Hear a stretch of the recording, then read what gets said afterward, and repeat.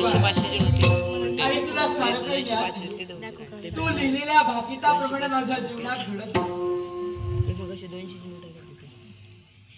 अगदी तसंच घडत राहणार.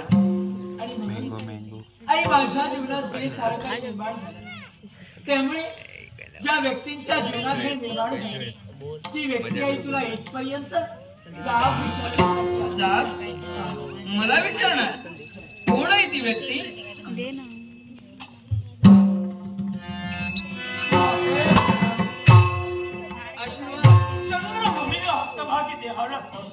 माझा काय पप्पा बोल.